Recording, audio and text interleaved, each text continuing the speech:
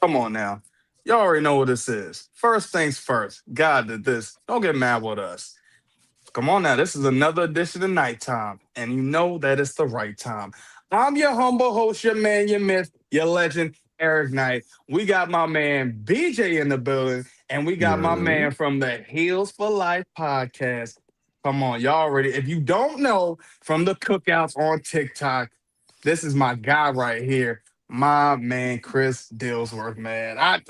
I'm just happy that y'all are here, man. Especially you, Chris. I'm happy. I'm happy. let me just clear one thing up real quick. It's an honor to be here. First of all, there's no deals. There's no S in Dilworth, right? I do Yeah, not know why humans always get that mixed up, right? It's Dilworth. Dilworth. That's Dillworth. D as in dog, I as in ice, L as in Larry, W as in weather, O as in over, R as in Randy, T as in Tom, H as in house. Thank you so much. I love it. No, thank you so much for being here. Nah, man. Thank you, man. Thank you. Man, look, I ain't gonna lie, man. Look, we was talking about a lot of this last night on the cookout. We talked about a lot of this today. I ain't gonna lie, man. This has been an incredible, I mean, it's been incredible, what, year and a half for Dynamite, Mhm. maybe 2 years. Man, let's go ahead and let's just get started and let's just really talk about that AEW Dynamite.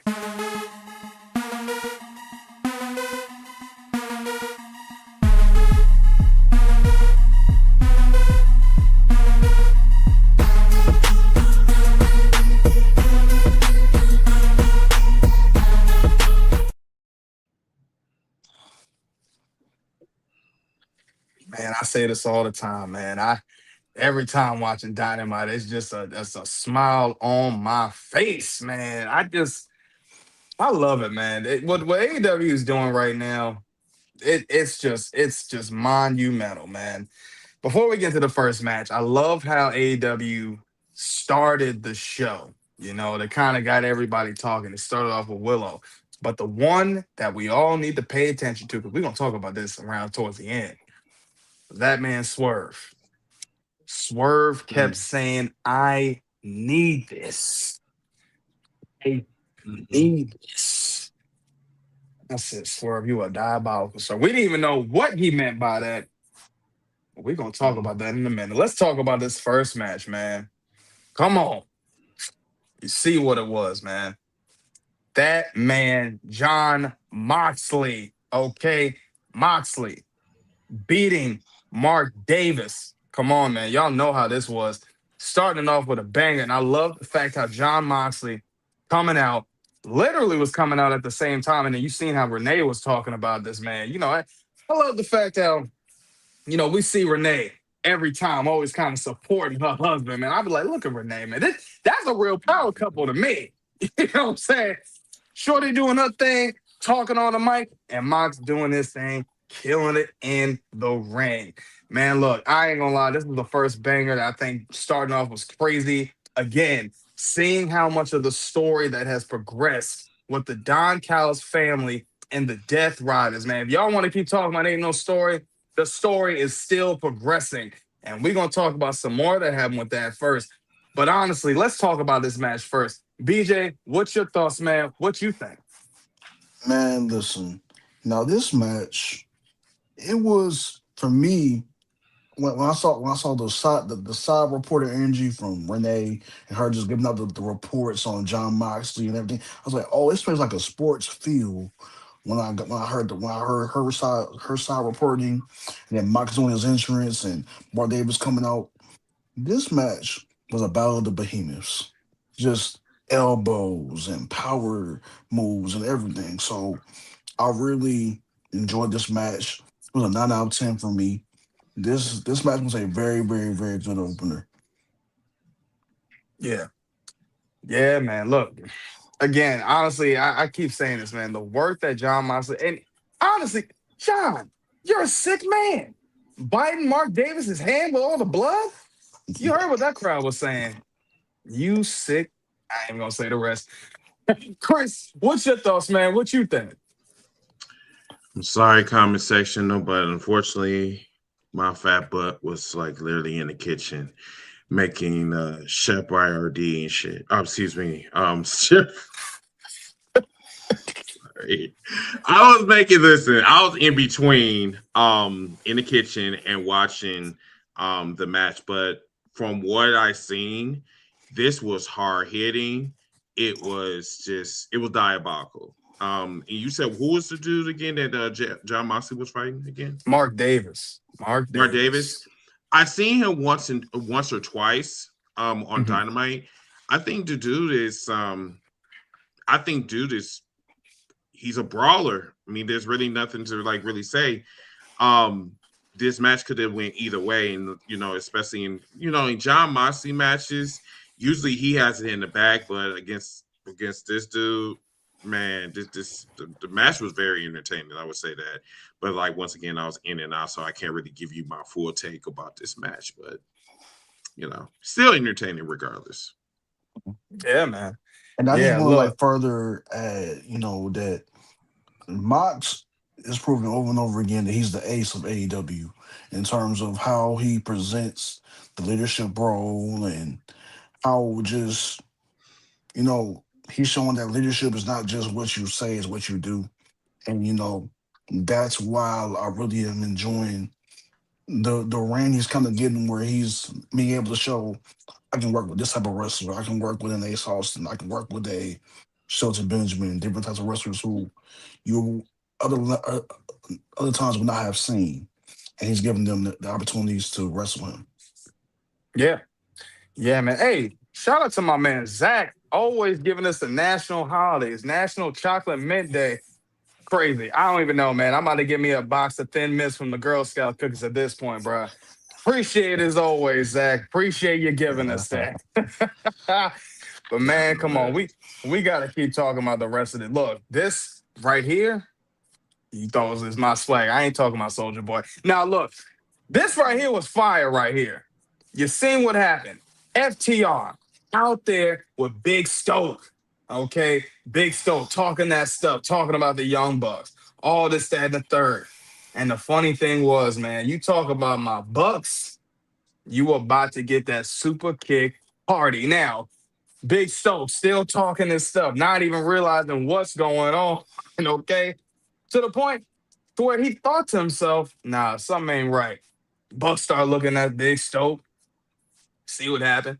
Big Stoke trying to say, look, we ain't gotta do this. We ain't gotta do nothing like this. Yeah, right. Bucks wasn't hearing that. Super kick party, right to Big Stoke, right to the face, to the point to where the Young Bucks have now said that it's going to be them and FTR at Revolution, man. I can't wait for this. Look, I've been saying this when it comes to the Bucks. The Bucks are the best tag team of all time.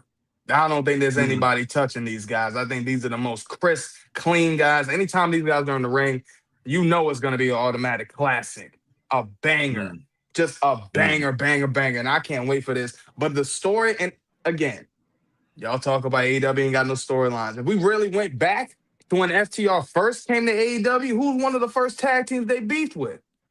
The Young Bucks. So Mhm. again, this is again the layers of what AEW's been doing. We was talking about this before. You see how they're taking it back to even the first few days, like from day one, and we're seeing how this is progressing. I mean, again, I love this. And do I think the Bucks might win this? You're damn right. I think so. I can guarantee. I can tell you right now. I know for a fact the Bucks about to take those titles. Now, if FTR still has them, I ain't gonna be mad because I love the work they doing with them, with them and Big Stoke. I love the work that especially Big Stoke.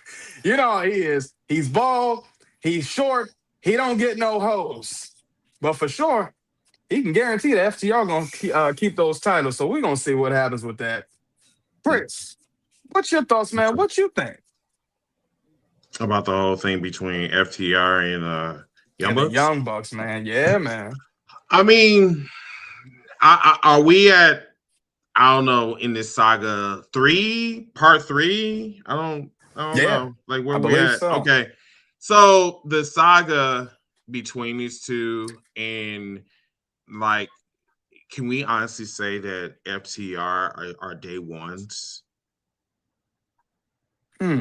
Can we honestly say that? I mean, mean, either way, I'm here for it. yeah, Right?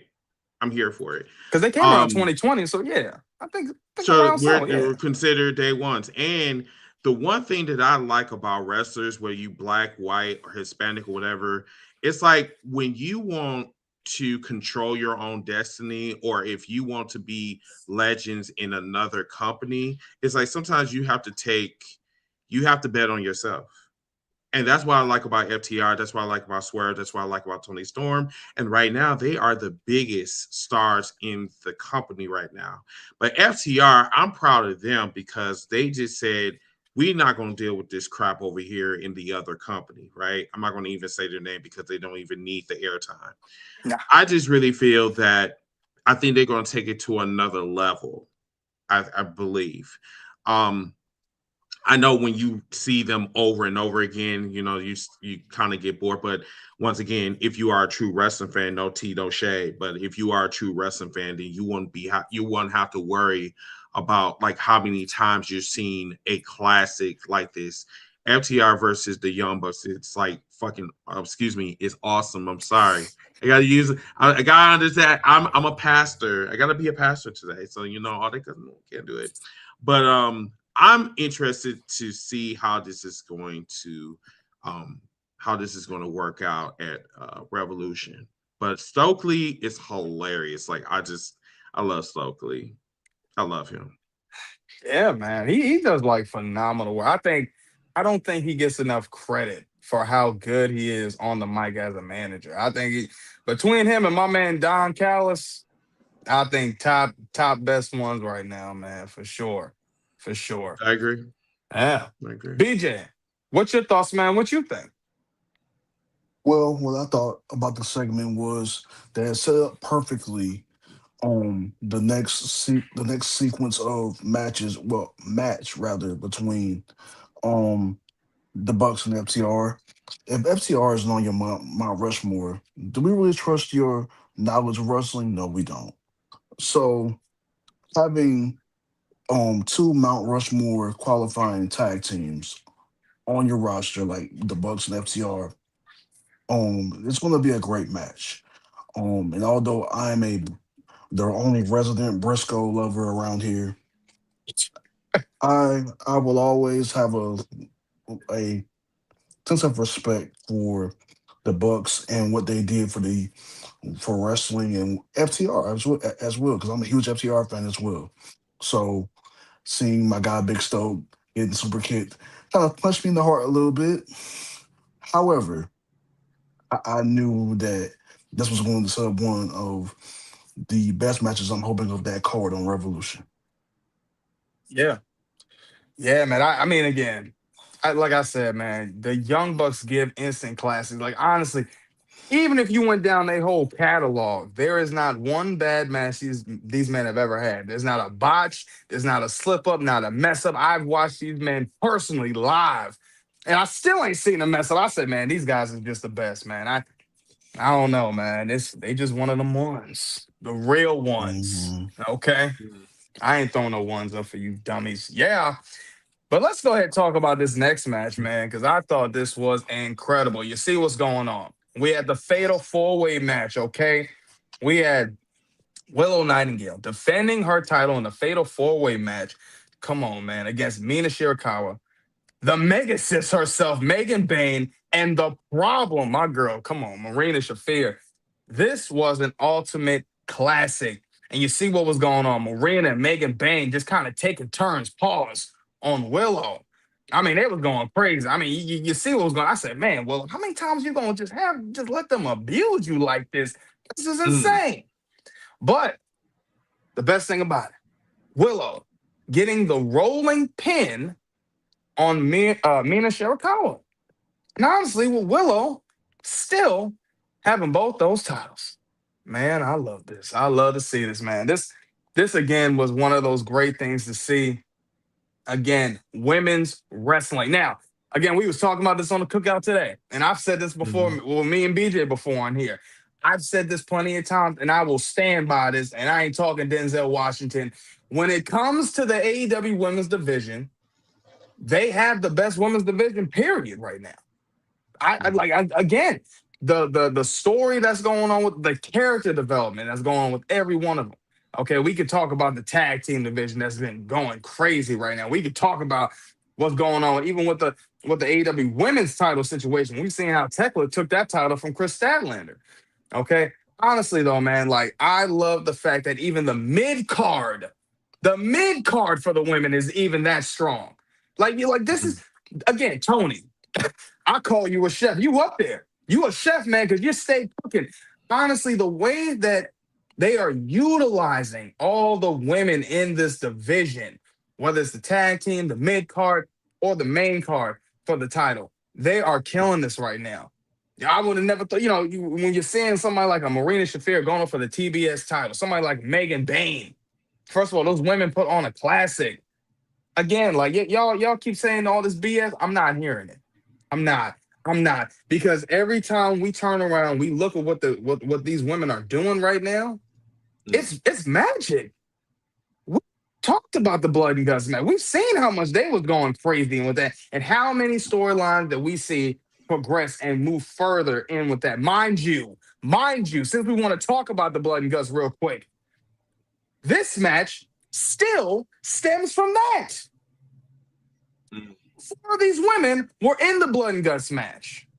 And you've seen how Marina and Megan Bain literally started teaming up against Willow Nightingale. Why is that? Because that stems from the women's tournament, the tag team tournament that was going on. Again, like y'all keep saying all this other, there's no, come on, stop playing these games. Y'all just talking nonsense. But again, this was a banger. I loved how this was. And again, my girl Willow, Long Island's own. We keeping these titles to LI for a long time, and I love it. I love it. Chris, what's your thoughts, man? What you think? I'm sorry, but this was another match I was cooking. I was in Damn it. it, Chris. Sorry.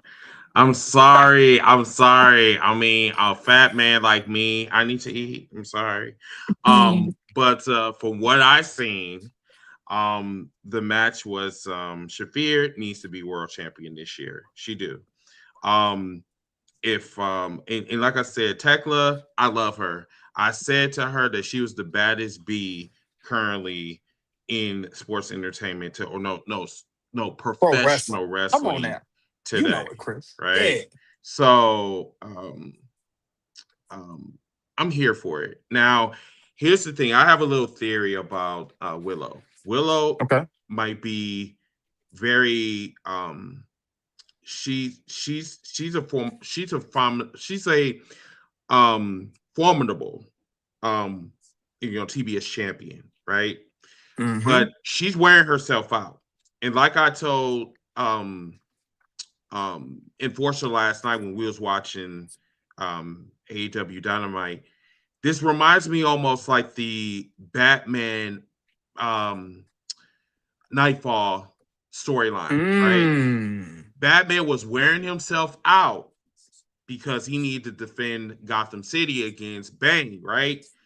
But he was like literally in Mortal Kombat because it's like every hour on the hour, every day, he just kept wearing himself out against every opponent, every new opponent, every old opponent. It was like he was just wearing himself out. And I see Willow going down this same path because, like I said, she said she wanted to be a fighting champion, but like once again, when you're traveling around the world and you coming back to the US, listen, jet lag is a thing.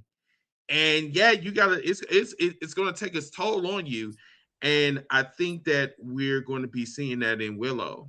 The question is like, what woman is going to beat her for that title?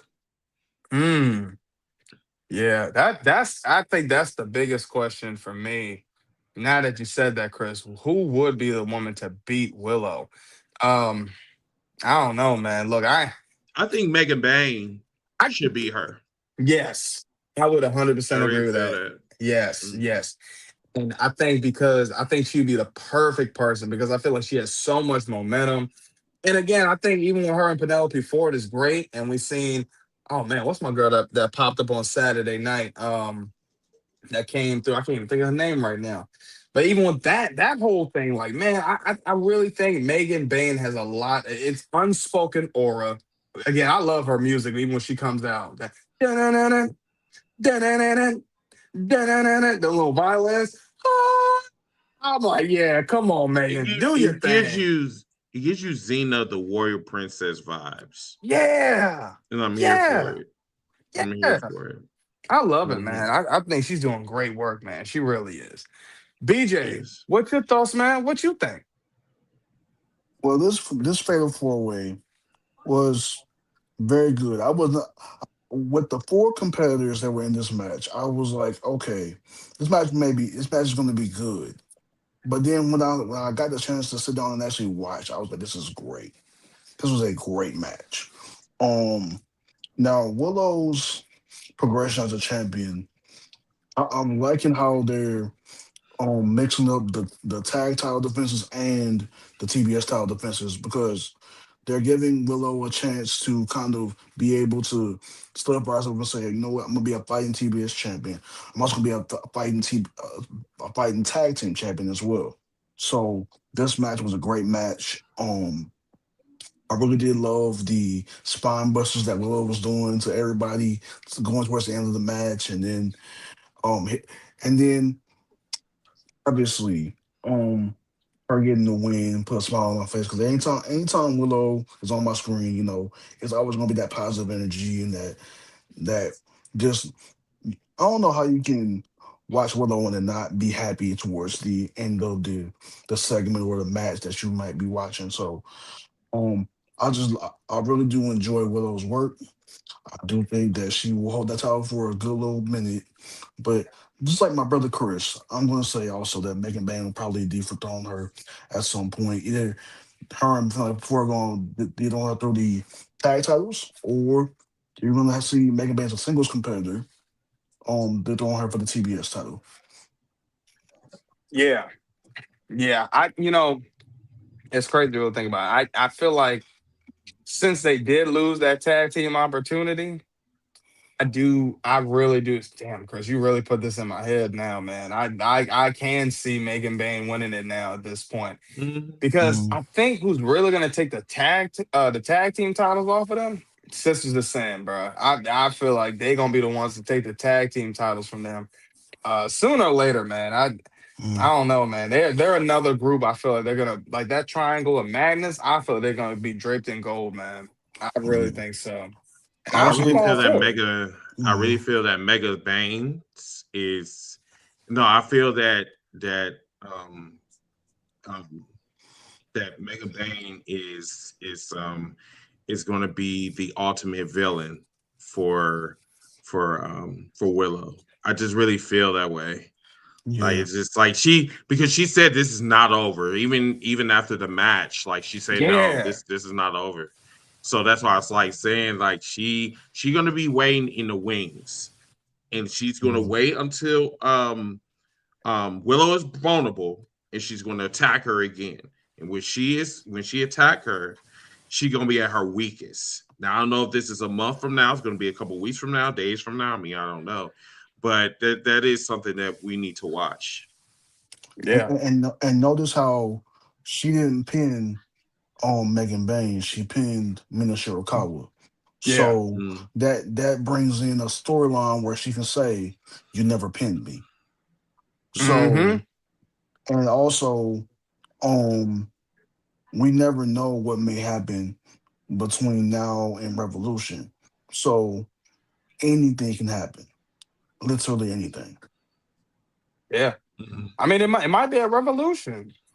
Like, Yeah. granted, we are a few weeks away from that, so about a month away. So that could be a huge possibility, man. I would not be mad about that. Again, this is the Megasis. Orlando. Orlando asked the question. He said, "What is your dream match?" Now, Orlando, I ain't gonna cap, man. We talking about dream matches. Do you mean for the men, for the women? What do you mean, Orlando? Hurry up. Come on, comment up. I know you. If you said a comment first, hurry it up. We need to see what you mean Yeah. by that, Orlando. Let me know. And when you get an answer, we're gonna get back to you, bro. But let's talk about this. Oh man, let's talk about this. I love every single second of this. You had the face off. with This was MJF. this This was was fire. fire. Mm, Fire. mm, Okay. mm. Adam Heyman Page having a face off with MJF. Now MJF started off telling Adam Heyman Page how much he hates Adam Heyman Page. He said, "I hate the way you walk. I hate the way you talk." I said, "Who is this? Who is this? MJF or Kendrick?" I thought this was pretty much like I was like, "Yo, MJF must have listened to Euphoria before he did this." Because my man was hot. And the real thing was, he said, "I hate the fact that you act like you're this white and shining armor." I said, "Oh boy, I like this." But Adam Heyman Page said to MJF, "Me and you are kind of almost the same." I said, "Wait a minute, hold on now. What you mean by that? What you talking about?"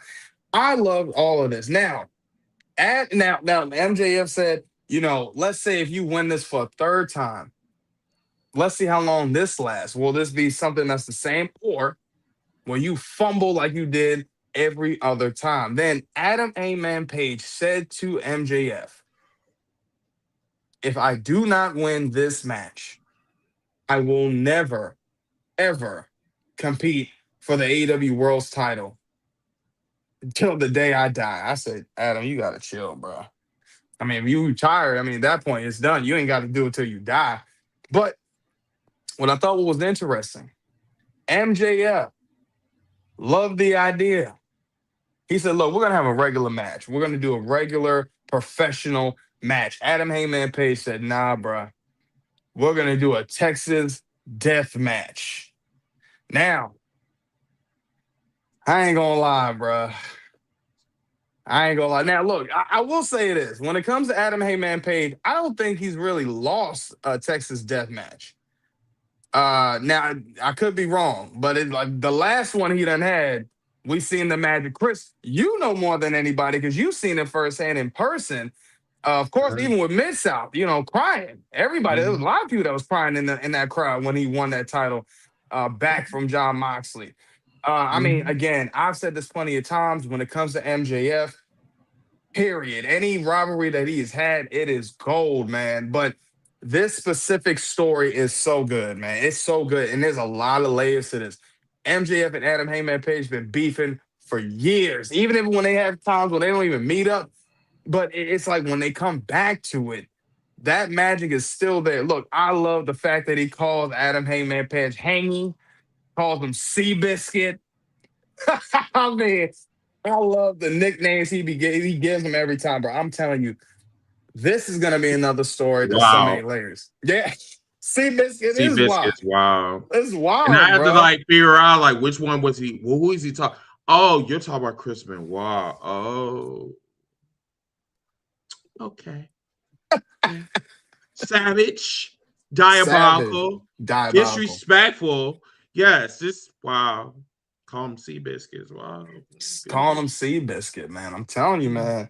But this is a great story, man, and I can't wait. I'm kind of nervous in a few ways. I'm nervous to see if Adam Heyman Page does beat MJF.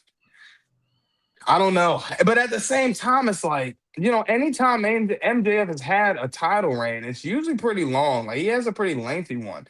Granted, even though that when he had the international title, and then it became the American title, he did only have that one for like a month and a half or so when he was facing Will Ospreay. And that might have been his Mhm. only time he ever really had a short title reign, but man, I mean, come on. I mean, we're talking about MJF, man. How many classics has this man put on as well?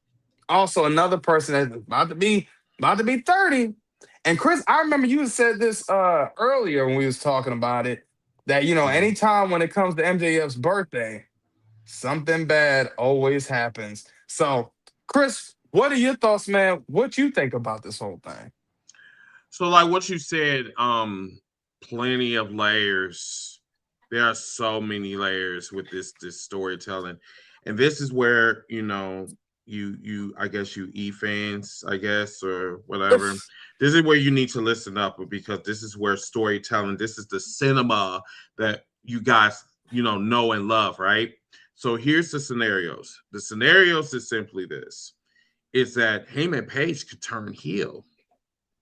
And we'll get into that later on in the show, and I'm gonna tell you why. Um, MJF could he could be victorious. However, a lot of people don't understand that AEW leaves a lot of breadcrumbs, a lot of Easter eggs, right? Mm-hmm. You know, there's one faction we have not talked about, and that is the Hurt Syndicate, Come on the now. Hurt Business. We have not talked about them in a while. Remember that little interaction that they had with MJF? They said that if you ever have that championship, which is the AEW World Championship, if you have that champion, you better hope you do not get that championship. You Mm-hmm. know, MJF's birthday is coming around and it's on Revolution. Every time he has a birthday, bad stuff happened to MJF. So that's why it is really, really important for people to see that pay per view, especially if you're following AEW. Because once again, like Eric said, there's a lot of possibilities with this match. It could be a double disqualification depending on what the stipulation is. However, the only downside that I have is that they can't keep playing the same gimmicks over and over and over again. We just got done seeing a Texas death match. We've seen that in Texas. We've seen it in other cities that's not in Texas, right? Yeah. So it's like, I mean, you can't have a strap match because the women just had a strap match. I mean, what they could do is they could do something diabolical. I mean, they could have like maybe a remix of the Hell in the Cell. Because the one thing that I will say is that these two have been beefing for a very long time and they need to squash it.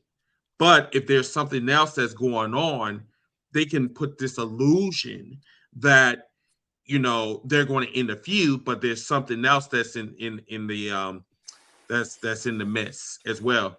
The people that I just told you, not only the Hurt Syndicate, but also look for Keith Lee as well, which we'll talk about that later in the show. Mm-hmm. Okay. Hey, Chris, you're cooking. You're cooking. I gotta get you a chef's hat because you're cooking right now. This is going crazy. Man, this is how my brain thinks, man. Like it's like, I'm a troubleshooter at my job, and like I think of different like scenarios of like troubleshooting and shit. And that's how I like, apply it to my wrestling as well. Like I'm always thinking about different scenarios, and it may work out, it may not work out, but that's the fun part of wrestling. Yeah, man. That's the fun part of wrestling. Thank you. The mystery and Mhm. what we could think, the possibilities.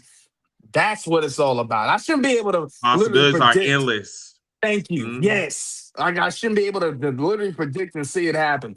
That's the Mhm. magic of pro wrestling. That's the magic of what AEW's been doing. Yes. BJ, what's your Yes, sir. thoughts, man? What you think?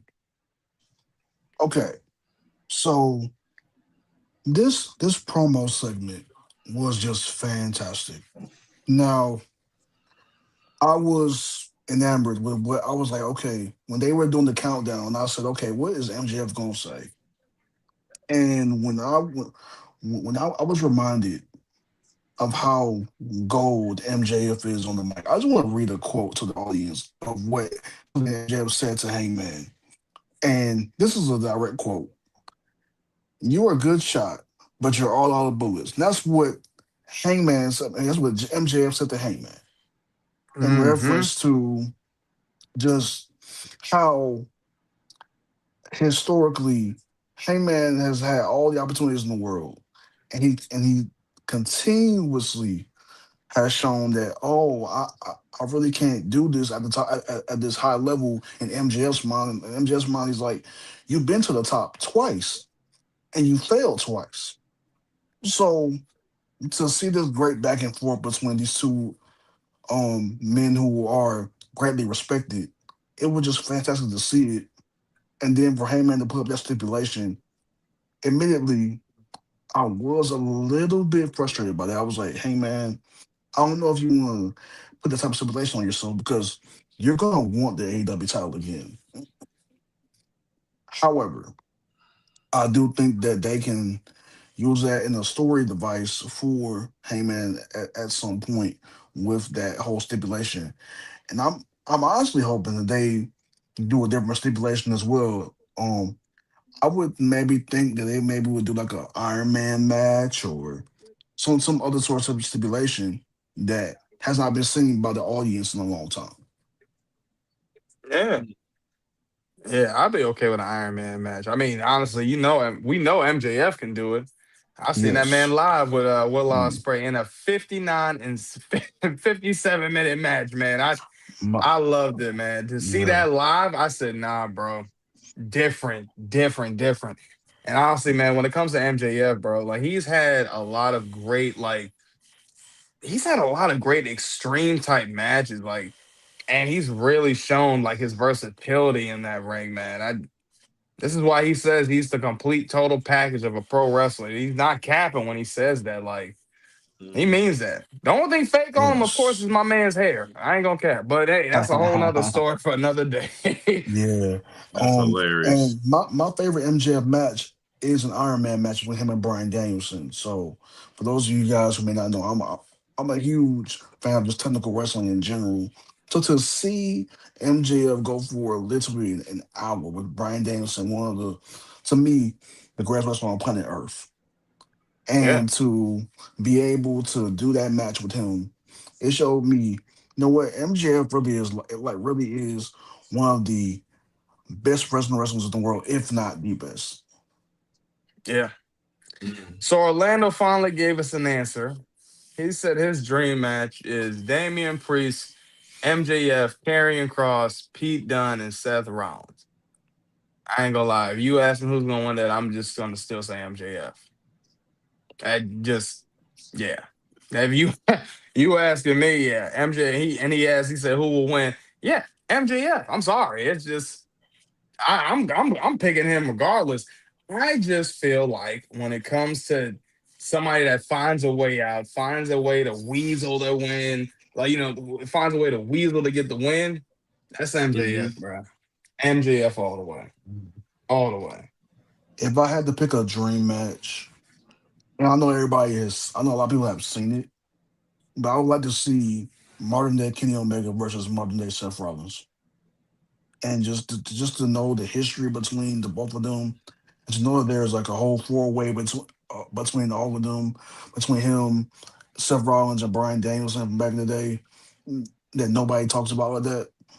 I would like to see Seth Rollins versus Kenny Omega, even though it's happened before. It is my personal dream match. I feel that. What about you, Chris? You got a dream match you want to see? Um, Will Ospreay, greatest of all time, Come versus on now. Seth Rollins. I feel that.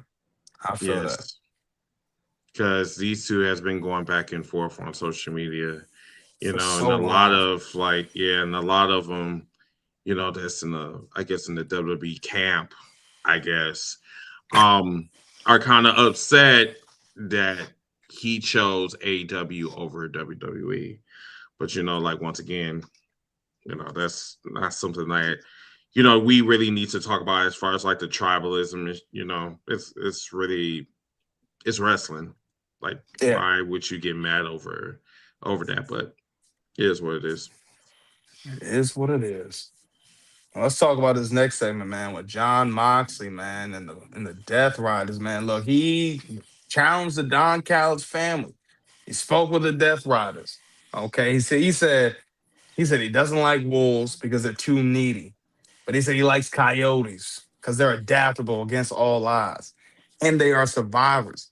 Pat started talking about the Don Callis film and said, the Death Riders are different. So if they want to test this, they like to fight.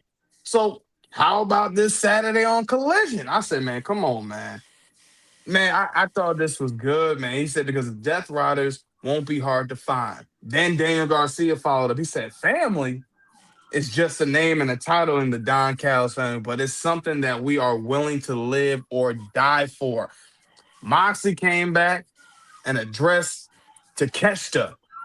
He said they aren't done and they're not walking away from this. So at Revolution, no time limits. If you get me or I get you, but there must be a winner. as long as it takes. Man.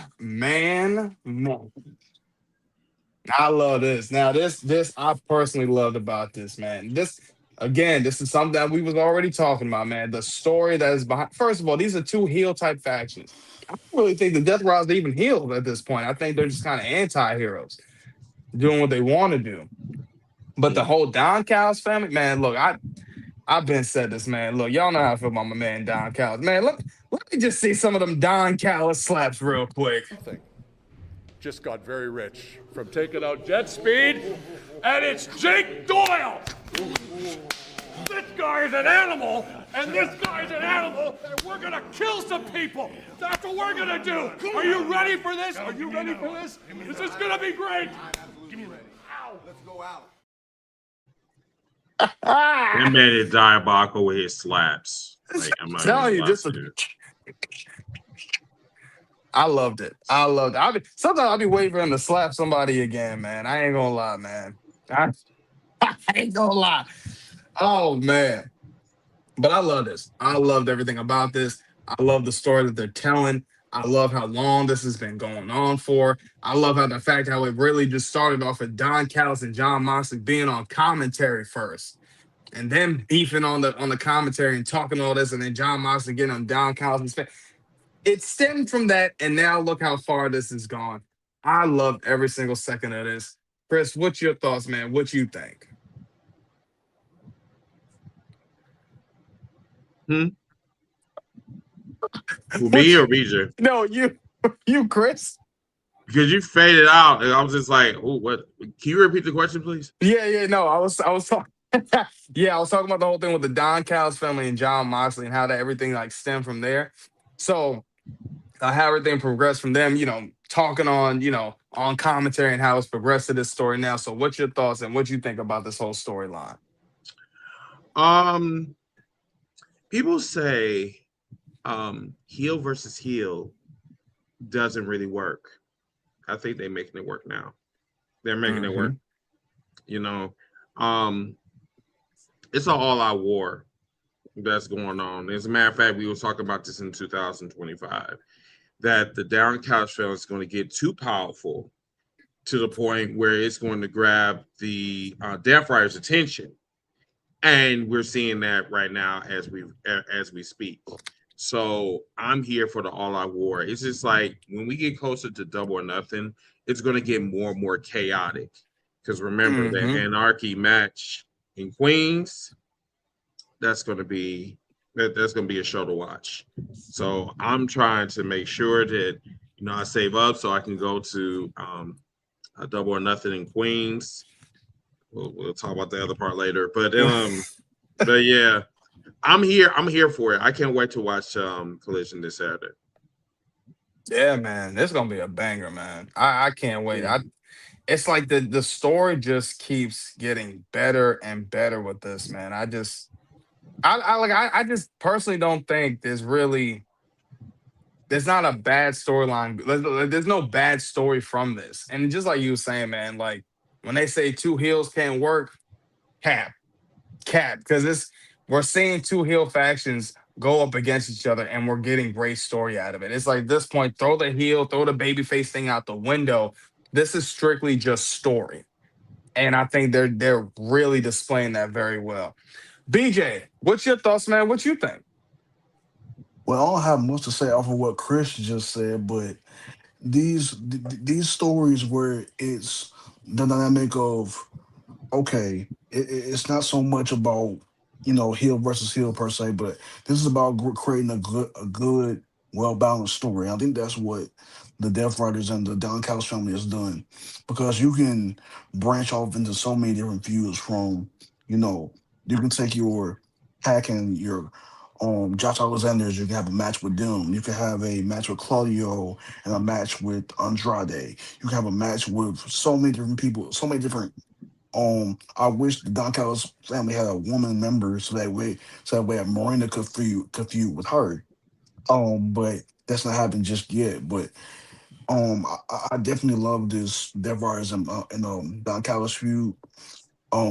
Mox and Takeshita, obviously, I think that's going to be a banger. I think that the catch is going to take the title off of Moxley, and then we'll get another generational match between him and Okada, and that's going to be a fantastic match. That's going to be a fantastic series of matches whenever that does happen. Yeah. Yeah, man. Look, we gotta talk. We gotta keep going, man. Cause I ain't gonna lie, bro. This show again was It was so just much. extreme. It was. Yeah, so much. Like, and So much again, like going we've been on. saying, I'm here for it. I'm here for it all. I really am. Let's talk about this next match, man. Look, I Mm, love this. Okay, we had, man, and if y'all don't know, we had part of the conglomeration come back.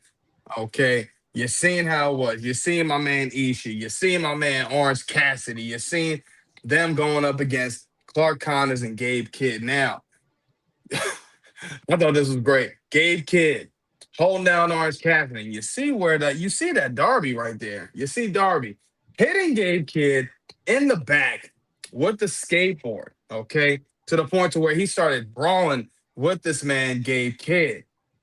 And then also you see what happened. That man Ishii getting the dub with Orange Cassidy. Man, come on. Over Clark Connors.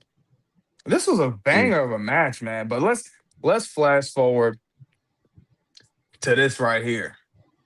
Josh Alexander, the Don Callis fight. Man, look, these guys were diabolical in so many ways. They already looking at this whole challenge that John Moxley and the Death Riders was doing.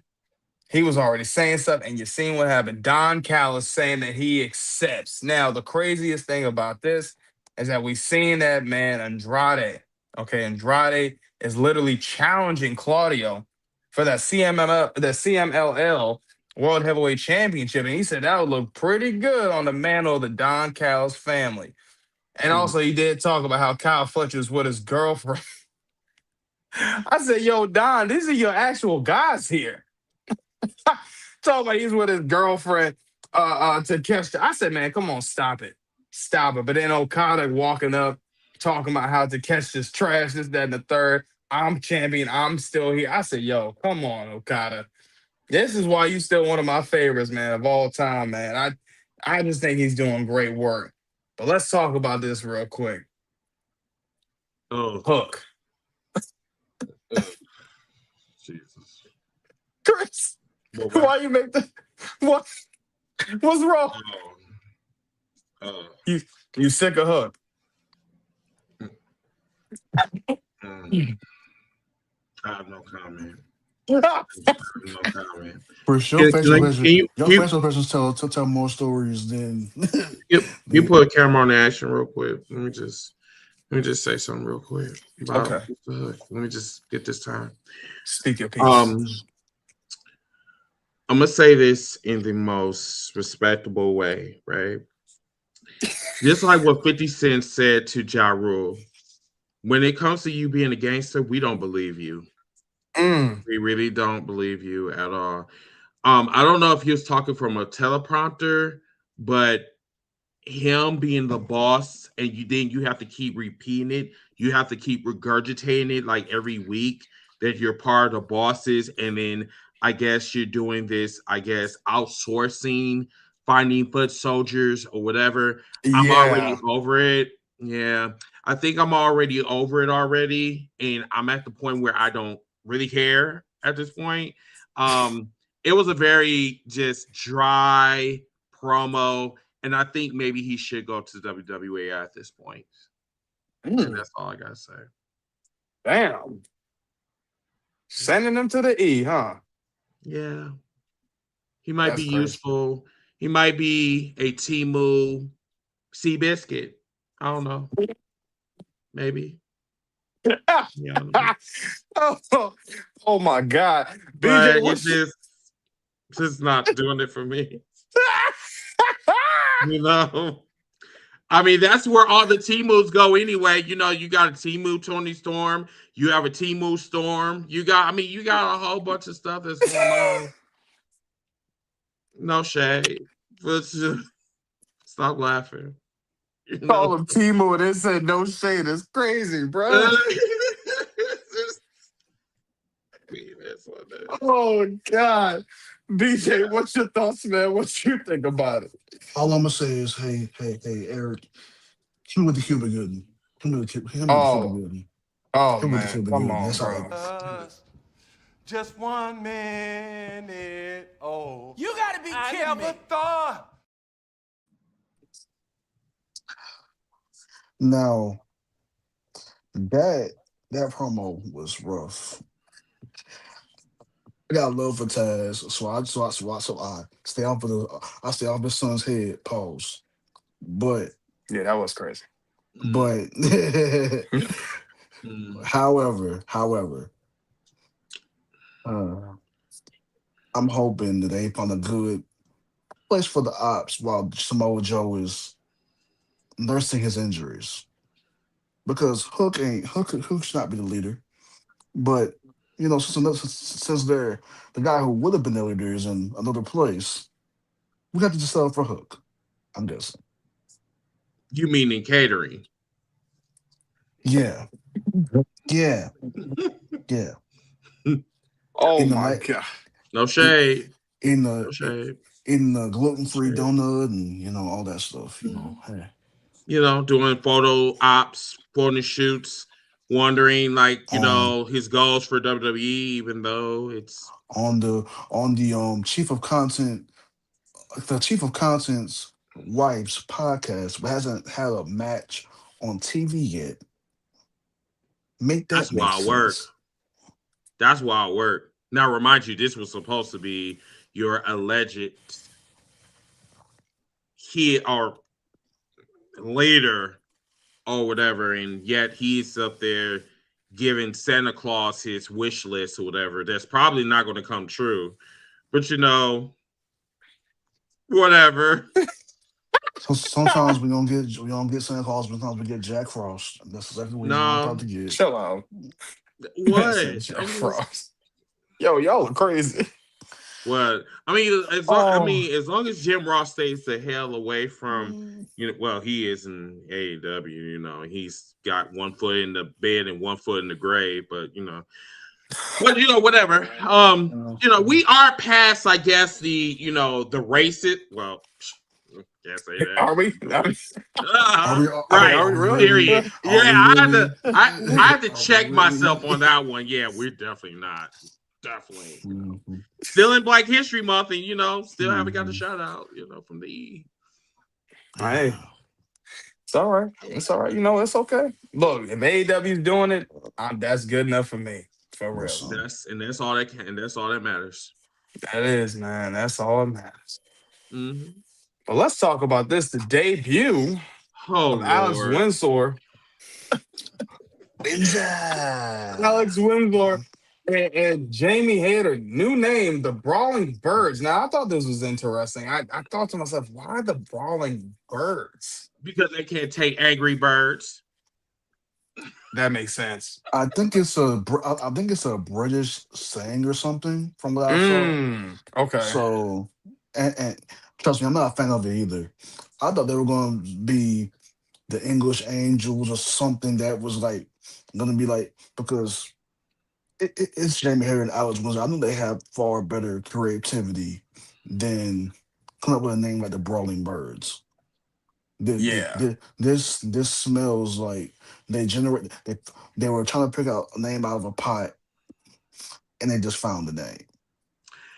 This is Square Bear energy. I'm not gonna even lie. Like this is Wait. this Square is Bear energy is Square crazy. Bear Chris. energy. Like it's like you might as well just call yourself like the Temu Powerpuff Girls. I mean, you could have like did that, right? So it's like when we talk about like Hook shit. Oh, excuse me. Hook stuff was. Oh my god! Like you censoring me tonight because like I saw I got much love for your platform, but oh my god, like it's just this must have been a bad night because like that was rough. There was a couple of rough spots on Dynamite. This was one of them. I didn't pay attention. I intentionally went in the kitchen for almost 10 minutes during that match, so I did not have to watch it.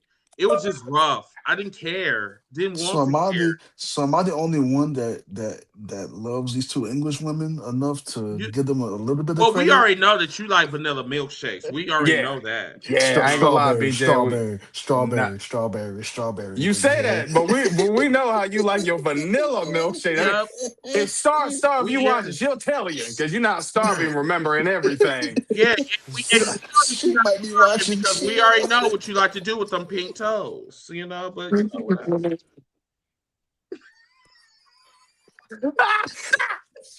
Oh my god! All right, but listen.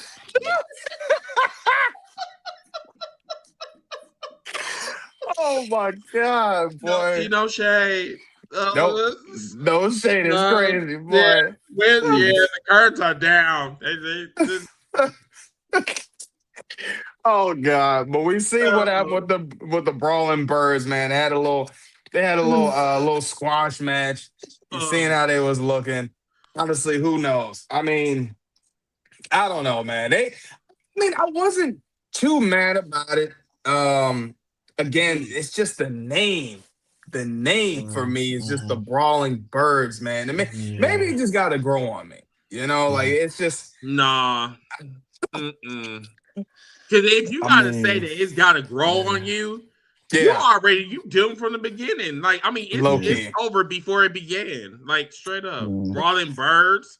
Like, you might as well call yourself like the singing birds. I mean, the dirty birds. I mean, maybe that might be. It's just like the brawling birds just doesn't do anything for me. You coming out there looking like a KFC chicken meal. Like, it doesn't. The only thing that you missing Now, is a Oh my biscuit. John. That's god. it. Oh Just my god. not doing it. It's not doing it for me. Like, I'm sorry, Jamie Hayter. I love her, but you need to come up with another method or come up with another bird. Call yourself Hawks. Call yourself Prey. You know what? You could have called yourself like the birds of prey. You could have said that. Damn, that'd have been Like, tough. That'd have been I tough. But they mean, probably you they could have probably did. couldn't though. I wish I would have I been know because for of it. DC. Yeah. But they and do then got that see, connection with AEW. So maybe they could have, That is very true. They Tony. are working with DC, right? They Yeah. could have So called they themselves they the they let's Birds of Prey. see. birds of prey, bro. That would have been tough. Who knows? They need to. Maybe if they go from because it seems like they're faces right now, but if they go from face to heel and they change their names like we're the birds of prey, I'm like, oh, okay. Okay, we got something. Yeah, Yeah. right. I feel that. Yeah. Bring in some of that Harry Potter energy. Yeah. Mm. I mean, I'm gonna say this. And I'm gonna Mm. land my plane. So, I mean, I did like the presentation, although, like there were some rough spots in the match. But obviously, I got love for Alex Windsor and Jamie Hayter as a tag team. So, I, I'm hopeful. I'm hopeful for this tag team. It's always better to be hopeful. I'll tell you. And that's the thing, man. I like, but I do like even when I'm I kept cautiously watching it, I kept optimistic, saying like Eric. I said the brawling birds. I was like, I don't know. Mm. I don't know. Granted, this is a tag team division that's trying to build up. Okay. Mm. I think we just got to give I this mean, man some time. you're gonna have some rough spots, right? Yeah, not Which is perfect. Yeah. it's just like I said, you coming out there looking like and this is a real bad combination. I really mean this when I say this. You look like a milk carton mixed in with some KFC. Like, I mean, I don't know. Like this gives me Popeye the What's Sailor Man type of energy, right? So it's what's wrong with a like, milk cart? excuse me. What do you Nothing. mean? What the fuck? So, I mean, like, once again, I'm glad you asked that. See, the thing about this with milk is that it has an expiration date, just like their name. Mm. So that's why I just. She said this ain't gonna age well. He said this ain't Oh gonna age my Oh, well. right. god. Ting, ting, you're right. Just. Eric, we gotta get to the That's next it. segment. We gotta get to the next segment. What? Yo, Chris, you on Y'all fire should have tonight, brought me boy. on here, like dead ass. Y'all should have brought me on here. You know me. I'm gonna cut up, like for I real. So know, I'm I sorry. know. That's why I, I was like, I somebody. I was love like, you, I had to Chris, get bro. you, man. I had I to love get you, y'all on here, Chris. man. Oh I had man, to, man. this is why I Oh love my. this dude, bro. I love Chris, bro. What? Oh man. Hey, but since we talking about some of the women, right? Let's talk about this right here. Chris Statlander, okay, and the returning of Thunder Rosa. Now, Chris Statlander says she's not done with Tekla, that she wants her title back. And then again, Chris Statlander, Long Island's own, gotta love her. She says she's gonna be out for about a week to 2 weeks. Thunder Rosa says she's about to get her revenge on Tekla. Now, I'm not gonna lie. This one to me, I was like, all right, wait a minute. Hold on. Now, I love Thunder Rosa. I think Thunder Rosa is tough. Love Thunder Rosa when she was in NWA. Love to see what she did, all those years, and then want to work on AEW. Loved her matches against Britt Baker. Insane. But yeah, man, I mean, with Thunder Rosa coming back, it brings me some interest. But I'm like, Thunder Rosa helping Chris Statlander. Now, for me, I'm thinking, where was the connection there? Maybe that might have been something I missed from back before, but for some reason, I'm not remembering really too much of a connection between Thunder Rosa and Chris Statlander. I don't know if y'all remember anything, or I mean, because I feel like I'm a little lost on that. the last time I ever remember them interacting was during the Owen, and that was that match they had during the Owen where Chris was kind of face, kind of heel.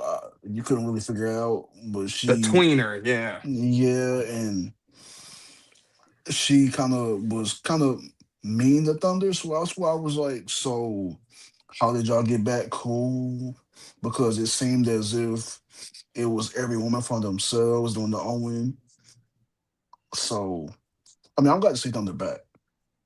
So I mean, that was cool to see, but I'm just wondering where the line is where they became cool again because I must have missed something. Mm. Yeah, yeah, that's what I'm saying, man. I don't see too much of a connection with this. Like that's why I feel like I'm lost. But Chris, you got any thoughts about this? What you thinking about it, You're man? lost because we're all lost, right? I mean, this is literally they slap this together and just say, "Here's your pancake." No, you're not feeding that crap to me. You're not doing this. We're not doing this. You don't even have a backstory. You just slap this together. You bring this girl from the dead, and you just say, "Hey, I'm going to take over for you." Who asked you to be here? How She did you doesn't get even here? go here. You don't even go here.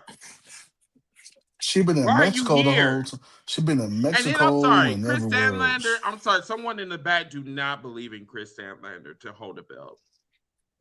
I, Nah. I really, I really feel that. And the thing about it is, I don't know what it is. I don't know if she needs to turn heel, but it's just something dry about her, just like Hook. It's like when I look at them on TV, it's like I'm looking at dry dressing with raisins, and it's just can't. I can't. I can't. Chris, I tr- what befuddles me is the way that Chris Somebody from acts the on hood. yo yo yo. So what befuddles me, ladies and gentlemen of the audience of the viewing audience of the Twosome Nights, is that Chris Statlander presents herself one way in the interview, but then gets on TV, and I don't know why she presents herself entirely differently than what she does on the interviews and what she does on TV. I said, if you show this part of your personality on TV, this would actually help you. Because I'm like, she's nerdy, she's very athletic, and she has a lot of acquired taste interests that a lot of people will not have. I mean, she has clearly she has a love for anime, and they can use that. and for aliens. Yes, yes, Yeah. and it seems as if I'm like, why don't you use the love that you have for anime and everything else, and create a whole new character for her. I mean, Madison Rain, I got love for Madison Rain, but she might need help. Cause see, uh, it just seems as if that they every time they do something big for Chris, it ends up dropping, and I don't know why. Yeah. Mm-mm. Yeah. I feel you, bro. I I don't didn't know, mean to rant. man. I didn't mean to rant Eric, but No, it's no, you just. you good. I mean, Mhm. you got to speak your piece on it, man. That's all good. Let's talk about this, man. Kevin Knight going up against Beast Mortal. Nah, this was a banger. I mean, Kevin Knight is definitely again. Shout out to the long lost cousin, my man Kevin Knight. I always said if you a Knight, you a long lost one, man. Look, but this was great, man. Next an up and coming star. I mean, come on, man. But and Mm. we come on, bro. My Come favorite on. light skinned men. Yes. Yeah, Yes. Man, Ricochet. Yes. We've been saying this all the time, man. Look, the demand. Okay. when you're in They demand, come on. you make the man. You They make make demands. demands, man. Look, Ricochet talking about he's finally about to put Jungle Jack Perry behind him and he can focus on, getting some gold. Bishop Khan, Toa, talking about the victory from Kevin Knight against Beast Murder. They said, since Jet Set Rodeo won on the AEW World Trios title, they haven't defended them. And I was like, low key, they not capping. And then Leona accepted Knight's challenge to defend this Saturday on Collision. Ricochet said they won't have that stupid name for much longer because on Saturday they are taking those AEW World Trio titles. As the demand walked away, now that what was interesting, they walked away, and when they got to their door, it was Jack Perry's knife on it. I thought that was pretty crazy. Man, I'm not gonna lie, because after this, we're gonna talk about the main event, and I know we're Mm. gonna have a ball talking about that one. But we just got to talk about this real quick, man, because this is against my man Ricochet. Got to talk about the demand, what's going on with Toa, my man Bishop Mhm. Khan. Shout out to Bishop Khan, killing it over in Ashe Wrestling as well. But yeah, this was good, man. Honestly, I would love to see the demand with the trios titles. I'm not gonna lie. I love Kevin Knight and I love the Speedball Mike Bailey, bro. Mike Bailey been one of my favorites for a good long, especially when he had that match with Kyle Fletcher. Yeah, Mm. insane. But yeah, I love this. I love this. And for people to say, "Oh, Ricochet has what? He can't talk on the mic." He just showed you. He's been showing you he can go on the mic since he got to AEW. Because when you give wrestlers something to really work with, or you let them actually try and show you how good that they are in their craft, this is what Ricochet is doing. This is the perfect example. I mean, come on, bro. Like it's well deserved. And I love to see what Ricochet's doing. But Chris, let me get your thoughts real quick because I know how you love Ricochet, the bald man. I know how you love about him. What's your thoughts, man? What you think about it? Wait, what? Okay. You Anyway, said it, not me. so the wait about Ricochet, or are we talking about the Was you talking? I Kevin? thought you were talking about Ricochet. Or was you No, talking I'm about? having no, I'm having comments about that. I just think that Ricochet is on fire. Him and the band is just this is what they needed, and we'll probably talk Yeah, about more about this on the cookout, like probably maybe tonight or tomorrow, whatever, in the morning. But Ricochet just on fire, and I'm just loving the demand. The demand is like they literally said that we are tired being a joke and we are going to take AEW by the throat and we're going to choke the living hell out of you. And I'm here for it. Um they need to win them trio championships because honestly, just Speedball, as much as I love him, as much as I love Kevin Knight, as much as I love Heyman Page, they're not doing shit with them titles, and no, it needs to go into a container where you can store it and you can grow it and you can evolve from it. Right now it's not, it's stale, and it's just, I'm sorry. They need to win, but we already know they're not going to win because Jack Perry is going to probably interfere in that match. Yeah. Mhm. Yeah. BJ, what's your thoughts? What you think about this whole thing, man? Okay. Here's another frustration. This is one of the few minor frustrations I do have with the way they're doing the Ricochet stuff. I I thought that when he won the national title, that he was going to be more so off the AEW TV and doing more so his defenses on other promotions. I know he's doing. I know he's been defending it a whole bunch. I think he's going to defend it in New Japan as well. I thought when you became the national champion that he was going to be a little bit off TV a little bit more. I feel like we're seeing him a lot more since he won the title. And I was like, well, I thought they were going to create some scarcity and then bring him back. But other than that, this is a great segment. I do also concur with my brothers that the man should be trios champions. That's been one of my predictions going back from 2025. So I definitely do think that that should happen. Um, and also I'm not particularly the biggest fan of them continuing to do the Jack Perry angle. I would think that they will bring in some of his other challengers and maybe mix it up a little bit. But that's one of the few frustrations I have with that at the moment. Yeah. Yeah, I feel y'all, man. I ain't gonna cap, bro. Like it is one of those things where I do need to see them with a trios. Like honestly, like I like Jack Perry and not not even Jack Perry. I like what Adam Heyman Page and Speedball and Kevin Knight's been doing, but it is kind of like a random trio to me. Like if I'm thinking about trios, I would say like the Hurt Syndicate, MVP, Bobby Lashley, Shelton Benjamin. You know what I'm saying? But the Demand, I feel like as a trio, they are probably one of the strongest with the most, like the strongest group with the most momentum going for them right now. So I do feel like they need to have it because if it's not them, your closest next bet would probably be either the Death Riders or the Don Callis family to take those trios titles back. Unless the Rascals get them.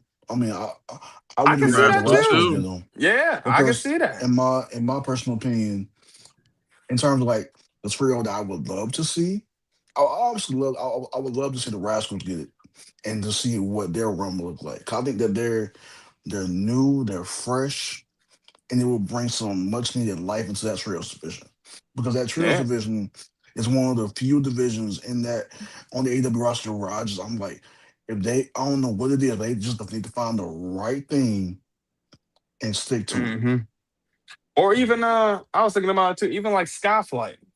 Like Yeah, Skyflight really hasn't really been, they've been doing some stuff on Collision, Yeah. but they just need a little bit more. Something they about need it, man. to me they just need to me they would improve more if they were on TV doing more of the trio stuff. In my personal opinion, Yeah, because I think that Scorpio Sky would be a great trio champion along with Dante and Darius Martin. But they need to improve on. I don't know what it is for Skyplay, but they need to. There's something somewhere they need to improve. I yeah, really don't know what it is. yeah. I don't know neither. But now let's talk about this main event, fellas. I can't wait to talk about this one. Look, I had to get this. I had to make sure I got this on a Mm. picture right here. You Mm. see what's going on? Kenny Omega, what lost right now? Oh, Kenny Omega was Swerve Strickland. Look, this was crazy. Okay, you see what happened. Now I watched this a few times. Now this was intentional.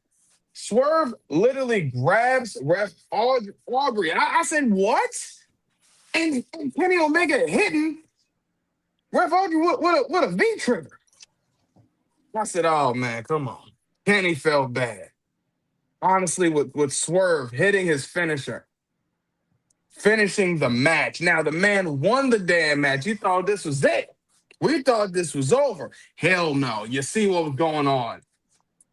Okay. Swerve beating the hell out of Kenny Omega, taking the chain, hanging Kenny. I said, man, you are crazy for this one, man. And then continuing the attack, Brian Danielson yelling, telling Swerve, you don't need to do this. Tony Schiavone sitting there telling him, look, you can't get involved. I said, yo, you got to chill, man. And then This man Swerve puts Kenny Omega through the table. And it's to the point where Swerve is telling the camera, I need this. I needed this. And this is the finish right here.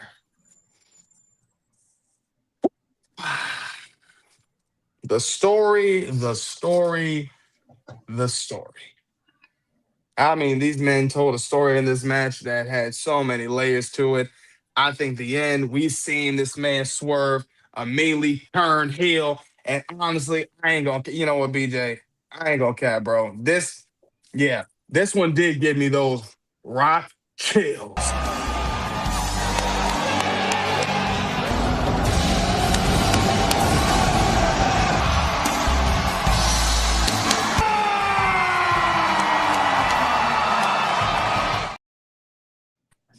Looks Rock like he's chill. playing pocket pool with himself.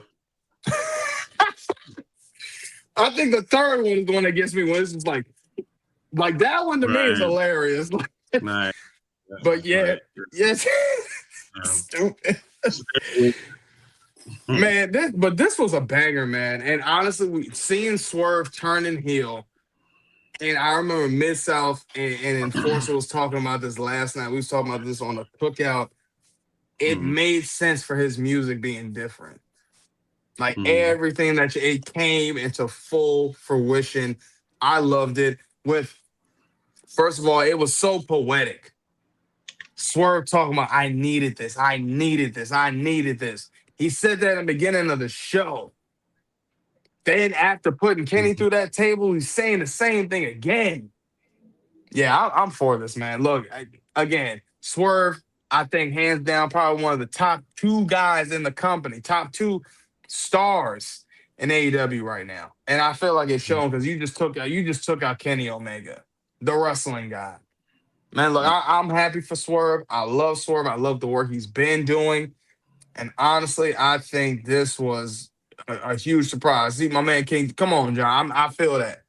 I was surprised for the hit. We all was. Because in my opinion, I thought once the match was over, Swerve was done. But then you coming back beating the hell out of Kenny, well, I mean, come on. Crazy work. Crazy work. BJ, I'm going to go to you first, and then I'm going to let Chris, because I know you got something to say about this one. So, BJ, what's your thoughts, man? What you think? I'm gonna echo the same thoughts I had in my video about my review about this. This was the Swerve we needed. This was the Swerve that we needed. And to me, from the moment he came back in full gear, I said, there's going to be something that is going to change about this man. I didn't know what, but I said, something is going to change about Swerve. So to go on this ride of him saying, you know what, I want to be champion again. And then him taking this aggressive route that he's been taking. And this match with Kenny Omega was a banger, 10 out of 10. It's in my match of the year list already. And Aubrey Edwards, you are a G for taking that bump the way that you did. So I'm hoping trigger boy to the face, to the dome. Yes. So I really enjoyed this match. Obviously, as a Swerve Strickland fan, I loved the heel turn. That vertebraker on the table, just fantastic. I'm gonna use a Federation word. It was cinema. And this was just everything that you could ask for in a main event match. Everything you could ask for. Yeah, I feel that. Chris, what are your thoughts, man? What you think about this whole thing? So remember, like earlier in the show, I told y'all that it's this definitely gave Stone Cold Steve Austin vibes when he beat The Rock at WrestleMania 17. It's because we'll talk about it earlier as well.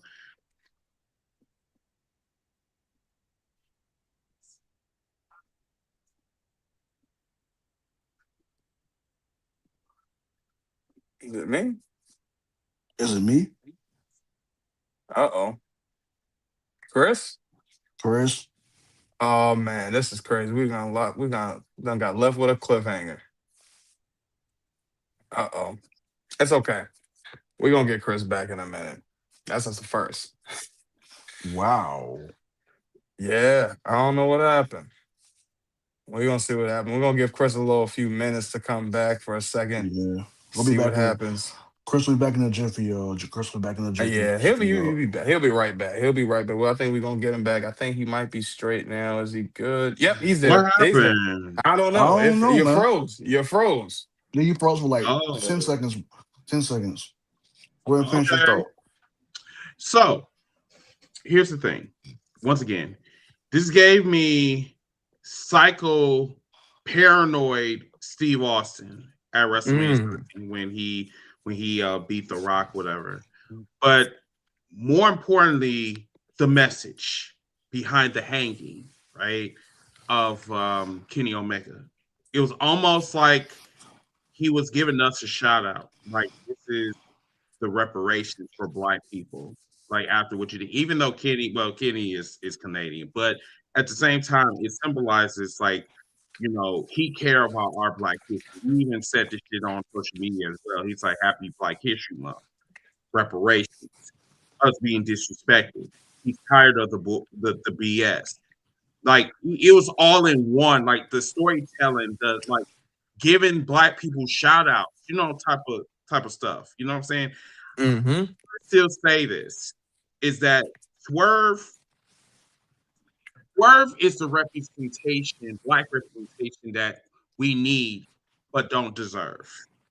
Because number one, this man sitting up here giving, like, literally telling the story about him being the first African American and that he is going to take AEW by storm. And yet, none of us even celebrate him. They don't celebrate him because he is not in the company of their choosing, right?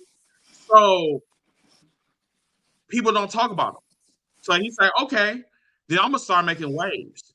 And Swerve has been doing that ever since he got that world championship. No, no, no. Ever since he got in AEW, he been just putting out statements like all over the place.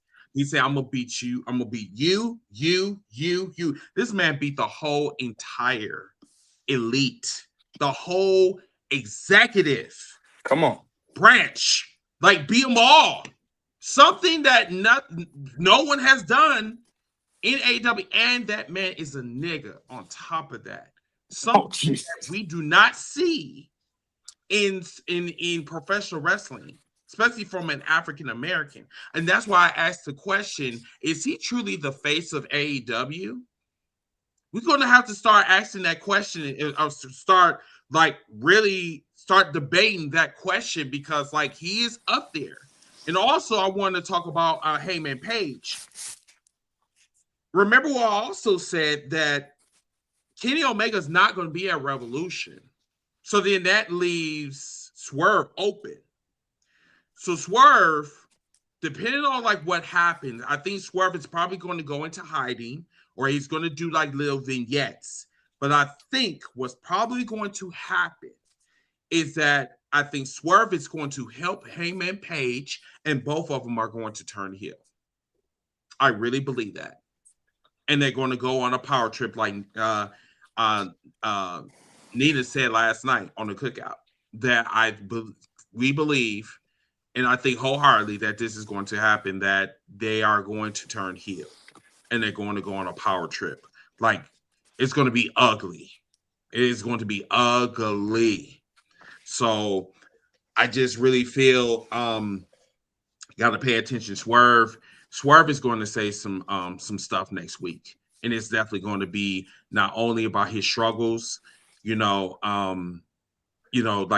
why he turned heel, but also he's going to go after Booker T as well. So Yeah. I'm gonna be I'm gonna be straight as an arrow with y'all about this. Swerve Swerve's character has been an inspiration to me throughout the years. So to see him go from Isaiah Scott, and I've said on this podcast numerous times, this man was Isaiah Scott in NXT. And then he went to being the man that he is now. Swerve Money Making Strickland. That's what I call him. And Mm. for him to come out there and just have great match after great match after great match, beat Hangman in a Texas Death Match. Had one of the best steel cage matches with Hangman. Um, I mean, it's almost undeniable. Well, it is undeniable that Swerve is one of the biggest stars, if not the biggest star in AEW. And not and for me, he's on my black wrestler Mount Rushmore. And for me as a young black man, to see somebody who represents me not only on TV, but he's doing it in a way where it's pretty cool to see. So I think that's why, somebody like it, Swerve Strickland matters to the AEW audience. Yeah. Yeah. Mm. Yeah, man. I 100% agree with both of y'all, man. Like I've been saying this for a long time. I think when it comes to Swerve, the mountains that this man has climbed, just the achievements that he has done, I don't think it can go unnoticed. Especially if we're talking about black wrestlers, period. Um, I think he's been doing that. And I think, it is kind of sad to see. It's really sad to see when Booker and this whole thing with Booker and Swerve, this whole thing going. It's And sad, man. it's been going on for years, and I wish that they would just have a sit down Yeah. and No, literally shake hands about this whole thing. I Cause I love disagree. both. Cause I love both guys. You know, I disagree. I think what we need to do is start fighting back against the trash that's in professional wrestling. A lot of people are a lot of folks are too accepting to the BS that is going on in professional wrestling.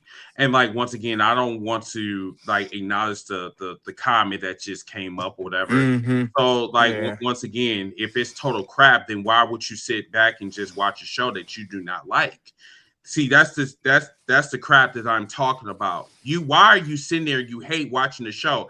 That's like the uncircumcised Cheeto literally sat here and said that he's not going to watch the halftime show, but sat there and watched the halftime show and said he disliked it. Then you say you wasn't going to watch it. Same thing to Viscera or whatever his name is in the comment section.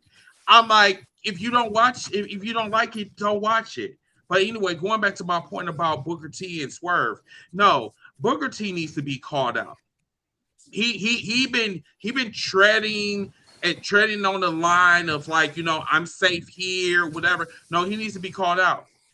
And I'm praying that Swerve, when he said he's trademarking bad habits, which Booker T said about Swerve, that Javon Evans need to throw out the bad habits, whatever, saying that Swerve was a bad habit.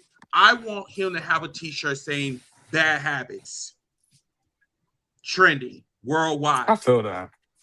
I You feel know what I'm that. saying? Like, it's like sometimes when people disrespect you, they don't like you, they don't respect you. They don't like you because you are a threat to them. You are a threat to their existence. Even though you didn't put your hands on them, you basically tried to like put it out there like, I care about your career. Even though these snowflakes don't care about your career, but I care about you, and yet you still going to come after me, which is diabolical. That is what Booker T did to Swerve. So at this point, I don't care about what happens to Booker T at this point. I don't care if Booker T gets called out. I don't care if Booker T gets his feelings hurt because of a freaking award. I'm like, yes, you are a predator at the end of the day. You are. Who told you to whip your D out while somebody doing a special move? That's predator energy. So if you get mad about that, then that says a lot about you. So I'll let my play with that. I feel that. I feel uh, that, man. Look, it ain't capping though. What you about to say, yeah. BJ? What I was gonna say is, now, and I got love for Chris. This is where like him and I have had conversations about this, and I've always seen his perspective when it comes to his issue with Booker.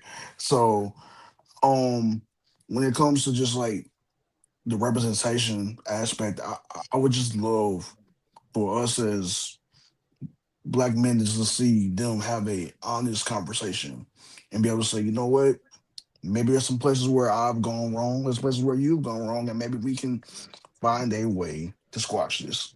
But I don't know if that's ever gonna happen You because can't be honest with somebody that's not honest. right, right, You right, you can't. It's just it doesn't work. Both people have to come to the table and they got to be real with them. They got to be real with themselves and they got to be real with the issues. If you are not going to be real, then you can't be honest with me. And I'm sorry, it's just not going to work because you're going to sit back and smile in my face and then talk about me on social media.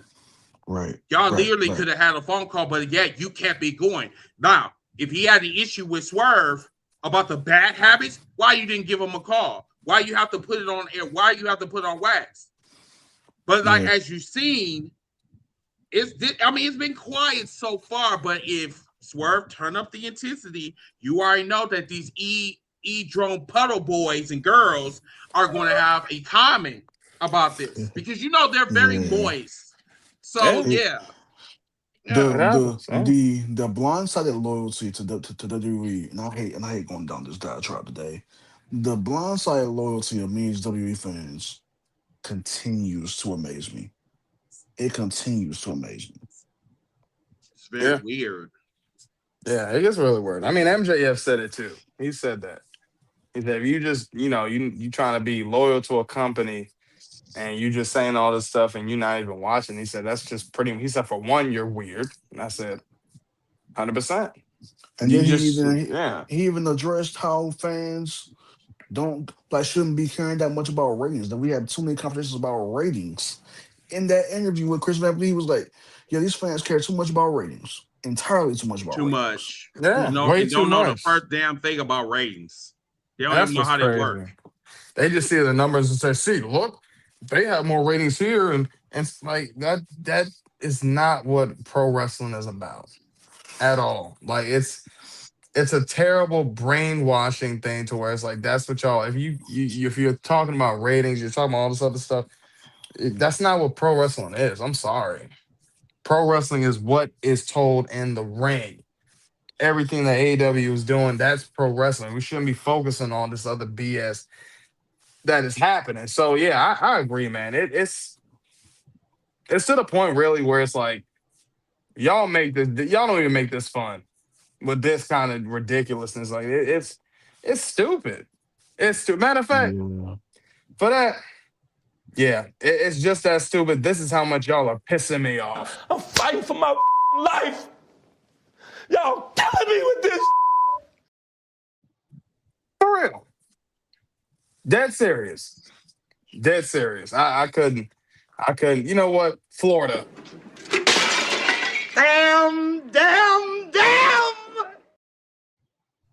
Y'all get on my damn Dang. nerves with this. It's ridiculous. It really is. Man, I'll tell you. But as always, please make sure y'all follow all of our social medias. Man, I tell y'all this all the time. Y'all already know what it is. Facebook, we on that. X, we on that. Instagram, we on that. TikTok, we on that as well. Hey, appreciate the love and support y'all been throwing to us, man. Look, I appreciate all of it.